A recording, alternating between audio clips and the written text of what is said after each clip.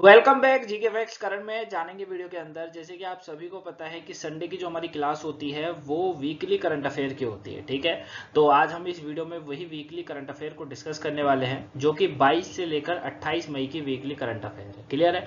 अगर इससे पहले इस मंथ की अभी तक आपने नहीं देखी, क्योंकि इस मंथ की लास्ट वीकली करंट अफेयर है, अगर इससे पहले नहीं देखी हो तो मैं इसकी प्लेलिस्ट आपको बनाकर दे दूंगा, वहां पर आप वो सारी देख लीजिएगा। ठीक है, ये काफी अच्छा है। आप जो है वीक में, जैसे बहुत से होते हैं कि किसी को अपनी जॉब पे जाना होता है, किसी को टाइम नहीं मिल पाता है, तो करंट अफेयर छूट जाती है। ठीक है, तो आप वीकली देखकर भी अपनी करंट अफेयर कवर कर पाए, इसीलिए क्लास में लेकर आया। ठीक है, तो अगर आपने वो भी नहीं देखी है वीकली वाली भी, संडे को भी अगर आपको टाइम नहीं मिला तो कोई दिक्कत नहीं है। ठीक है, अगर आपको आज टाइम हो, कल टाइम हो, कभी भी हो, प्लेलिस्ट बना दूंगा, वहां से देख लीजिएगा। क्लियर है? वो मंथली आपको हर महीने मिल जाएगी। क्लियर? चलिए तो जानते हैं टॉप 10 न्यूजों को, जैसे हर बार कवर करते हैं इस बार भी करते हैं। क्लियर? चलिए एक एक करके समझते हैं। वीडियो लाइक सब्सक्राइब शेयर कर ही दीजिएगा, आपको बोलने की जरूरत जैसे तो नहीं पड़ती है।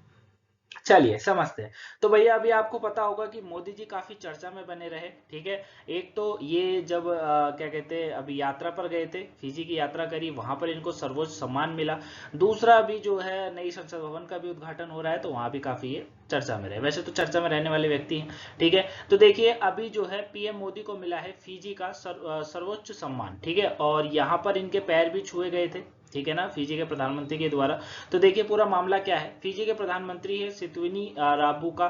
ठीक है, सितविनी राबुका ने जो है अपने देश का सर्वोच्च सम्मान companion of the order of Fiji, इससे जो है इन्हें नवाजा है। ठीक है ना, ये यहाँ का क्या है, सर्वोच्च सम्मान, जैसे हमारे यहाँ का भारत रत्न है उस तरीके से।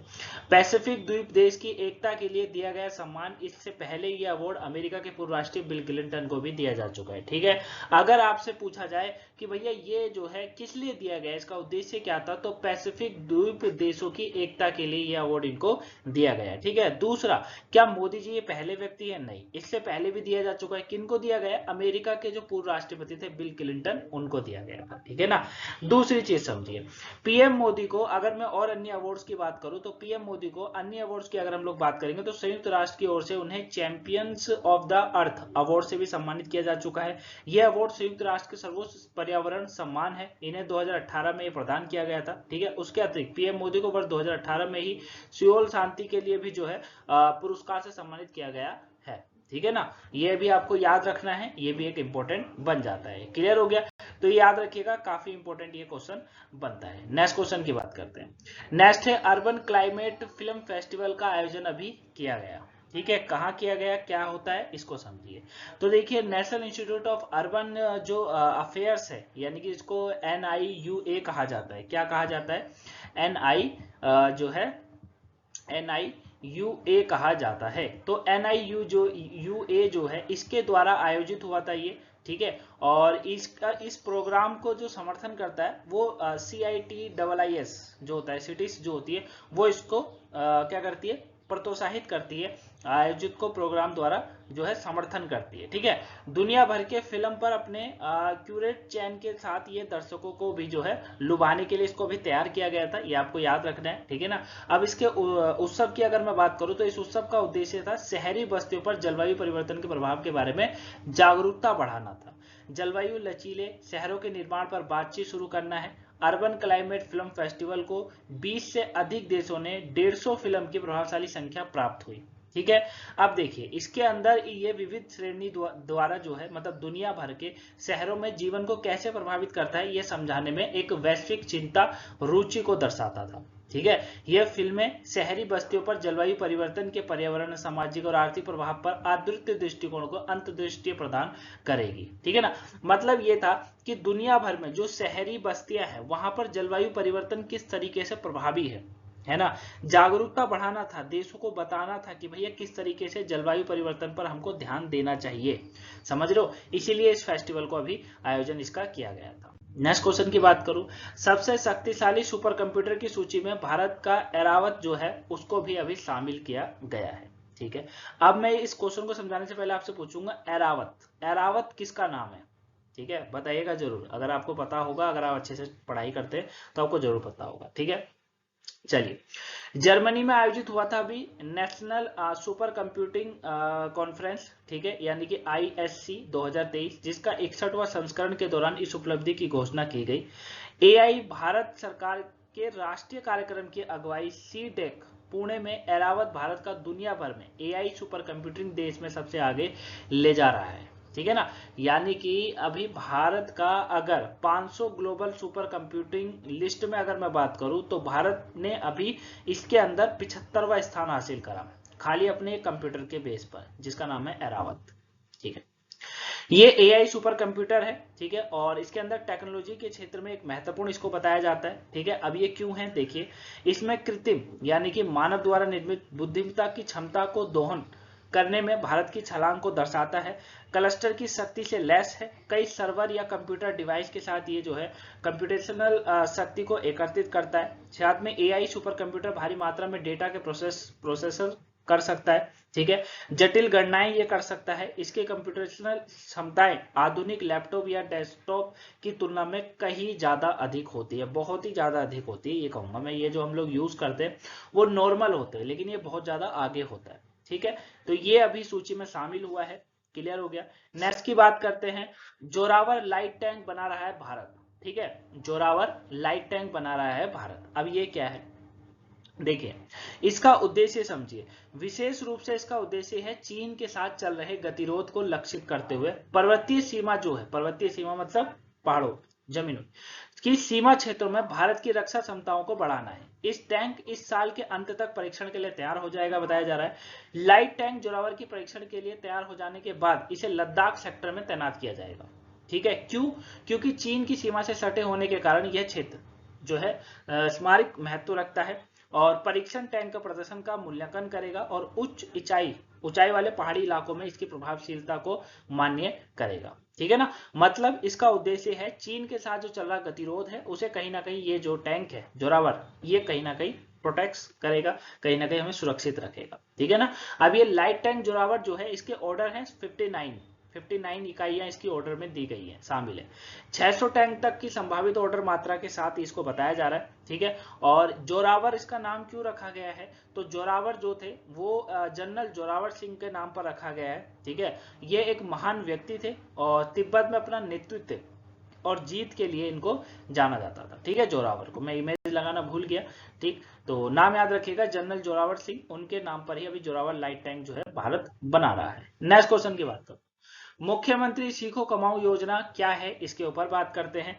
तो देखिए, अभी जो है मध्य प्रदेश के अंदर राज्य मंत्रिमंडल ने राज्य में बेरोजगार युवाओं के लिए अवसर प्रदान करने पर यह योजना युवा व्यक्तियों और उनके रोजगार क्षमताओं और आय क्षमता को बढ़ाने के लिए आवश्यक कौशल और ज्ञान से लैस करना चाहती है, इसीलिए इस योजना को शुरू करा है, ठीक है। दूसरा, मुख्यमंत्री सीखो कमाओ योजना के तहत सरकार के विभिन्न क्षेत्रों में लगभग 700 विभिन्न प्रकार के कार्यों में प्रशिक्षण देना, क्षेत्र में लगभग 700 विभिन्न प्रकार के कार्यों में प्रशिक्षण देना की योजना है। इन क्षेत्रों में इंजीनियरिंग है, होटल प्रबंधन है, पर्यटन, यात्रा, अस्पताल सेवाएं हैं, ITI है, सॉफ्टवेयर विकास है, बैंकिंग, बीमा है, लेखा है, चार्टर्ड अकाउंटेंट्स है, वित्तीय सेवाएं, उद्योग और MSME उद्योग शामिल है, ठीक है। विकल्प की प्रस्तुति श्रृंखला युवाओं के उनकी रुचियों में योग्यताओं के अनुरूप जो है क्षेत्रों का चयन करने की अनुमति देता है। अर्थात क्या है सर, आपने तो एकदम ही बोल दिया। अर्थात ये है कि भैया अगर आप किसी भी सेक्टर में जाना चाहते हैं, जैसे इंजीनियरिंग में हो गया, होटल प्रबंधन में हो गया, तो सरकार ने एक योजना शुरू करी है। सरकार मतलब मध्य प्रदेश की सरकार ने योजना शुरू करी है जो कि बेरोजगार युवाओं के लिए है, ठीक है ना, जो कि है सीखो कमाओ, मतलब मुख्यमंत्री सीखो कमाओ योजना, ठीक है। इस योजना में आप इन सेक्टर में जा सकते हैं, ठीक है, आपको बढ़ावा मिलेगा, रोजगार मिलेगा, वो सब चीजें क्लियर। अब आप सरकार पे कितना भरोसा करते हैं ये आप पे डिपेंड करता है। उड़ीसा के कपिलेश्वर मंदिर को संरक्षित स्मारकों की सूची में अभी जोड़ा गया, ठीक है, काफी इंपॉर्टेंट था ये क्वेश्चन। भुवनेश्वर की राजधानी शहर में स्थित है प्रसिद्ध कपिलेश्वर मंदिर, ठीक है। कपिलेश्वर मंदिर उड़ीसा के समृद्ध संस्कृति विरासत के लिए एक जो है विषयतनामा के रूप में खड़ा है, ठीक है। दूसरा, ये जो है एएसआई यानी कि भारतीय पुरातत्व सर्वेक्षण ने इस मंदिर को अपनी संरक्षित स्मारक की सूची में जोड़ने का एक महत्वपूर्ण निर्णय लिया है। ठीक है, ये भुवनेश्वर में स्थित है। भुवनेश्वर जिसे भारत का मंदिर शहर कहा जाता है, कई प्राचीन और पूजनीय मंदिरों का घर माना जाता है भुवनेश्वर को। कपिलेश्वर जो है, कपिलेश्वर मंदिर का विशेष स्थान भी यही है। ठीक है, प्रसिद्ध है लिंगराज मंदिर यहाँ पर, उससे लगभग 1 किलोमीटर दूर पर यह स्थित है। ठीक है, और मंदिर सदियों से एक महत्वपूर्ण धार्मिक और संस्कृति स्थल रहा है। ठीक है, ये आप देख सकते हैं कुछ इस तरीके से। क्लियर हो गया। नेक्स्ट क्वेश्चन की बात करते हैं, महाराणा प्रताप लोक क्या है? अभी इस पे भी काफी जो है विवाद चला था।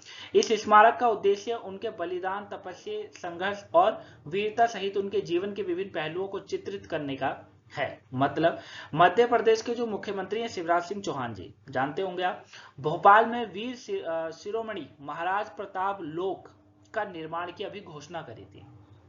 ठीक है ना। अब इसका उद्देश्य क्या था? बलिदान, तपस्या और संघर्ष। किसका? महाराणा प्रताप जी का।